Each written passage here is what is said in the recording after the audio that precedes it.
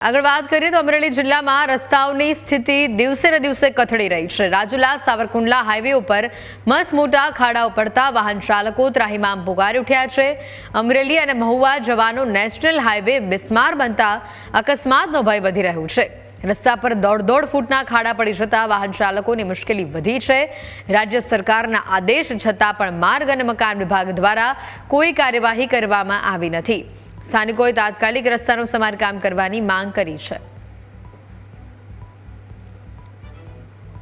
અમરેલી જિલ્લાના રોડ રસ્તાઓ છે તે છેલ્લા 1-2 વર્ષથી બિસ્માર બન્યા છે ને ખાડા રાજ જેવી પરિસ્થિતિ બની છે। ત્યારે અવારનવાર વાહન ચાલકો છે તે અકસ્માતનો ભોગ બનતા હોય છે। ત્યારે આપણે અત્યારે સાવરકુંડલાથી રાજુલા જવાનો નેશનલ હાઈવે રોડ છે ત્યાં છે ને આપ જોઈ શકો છો કે આ Ambaji Pipavav national highway road છે ને આ રોડ પર ફૂટ દોઢ ફૂટના ખાડા પડી ગયા છે। અવારનવાર અકસ્માત થાય છે, વાહન ચાલકો પરેશાન છે।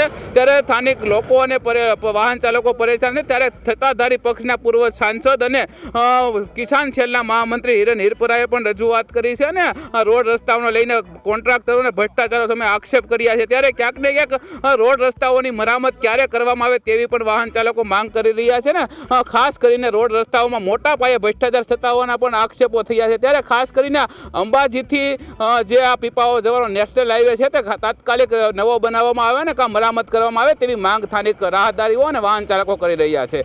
Dashrathsinh Rathod, news capital, Amreli.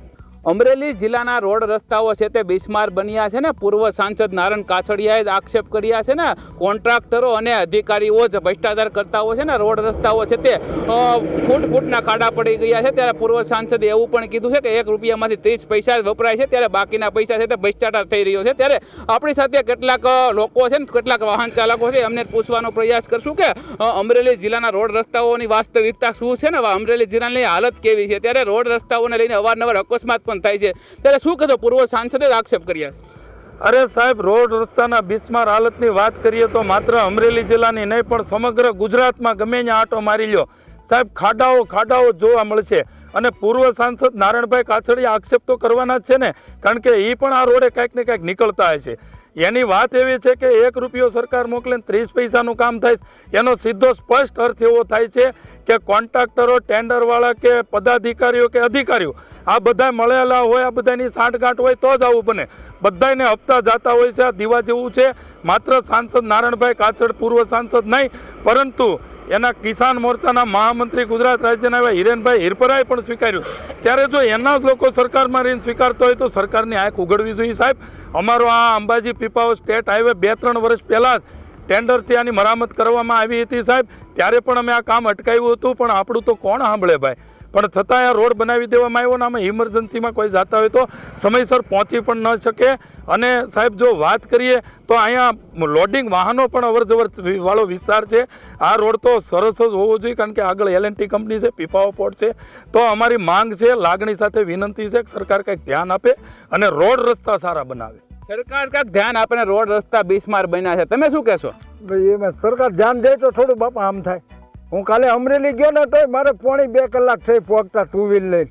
વિચાર કરો આ રોડમાં એટલે કેવા છે રોડ રસ્તા બિસ્માર કેવા છે? અરે ખાડા પડી જાય ફૂટના, અને અહીંયા તમે લાગત જોવો, લાગત ખાડા છે। એક ખાડો હોય તો બરોબર છે। અકસ્માત થાય 4 દી પહેલા હજી તો મારી હારે જ હતો બિચારો, 2 વ્હીલ ગોઠો ખાઈ ગયો ફોટના બાય વાહાથી મારી સામે મારી હારે। આ રોડ ઉપર અવારનવાર અકસ્માત થાય છે, શું કહેશો તમે? કેવો રોડ હતો, શું કહેશો આ રોડ રસ્તાને લઈને? રોડ એકદમ બહુ ખરાબ જ છે। જે આગળના જે બોલી ગયા એ બધું સ્પષ્ટ વાત કરી છે, જે આ પહેલાથી જ આવા રોડ થાય છે। હા, હું સરપંચ હતો તે દિન જ આ એવા રોડ ભાળું છું। રોડ બનાવે ને તોડે, રોડ બનાવે ને તોડે, એવી હાલત છે। બહુ ભ્રષ્ટાચાર માજા મૂકી છે। ભ્રષ્ટાચારનો આક્ષેપ થઈ રહ્યો છે। ત્યારે કિસાન મોરચાના મહામંત્રી હિરેન હિરપરાએ પણ આક્ષેપ કર્યા છે, પોતે સત્તામાં હોય છતાં, અને પૂર્વ સાંસદે પણ આક્ષેપ કર્યા કે રોડ રસ્તામાં ભ્રષ્ટાચારમાં અધિકારીઓ અને કોન્ટ્રાક્ટરનો ભ્રષ્ટાચાર છે, શું કહેશો? હવે આમાં સ્પષ્ટ છે, ચોખ્ખું છે। ભાજપમાં જે સરકારમાં બેઠેલા વ્યક્તિ એમ કહે છે કે ભ્રષ્ટાચાર થાય છે, અને ભાજપ સરકાર એ ઉપર તો જીતે છે કે ભ્રષ્ટાચાર મુક્ત ભારત કરશું। હવે ભ્રષ્ટાચાર એમનો સામે દેખાય છે। રોડ રસ્તા એટલા ખાડાવાળા છે કે તમે ન પૂછો વાત।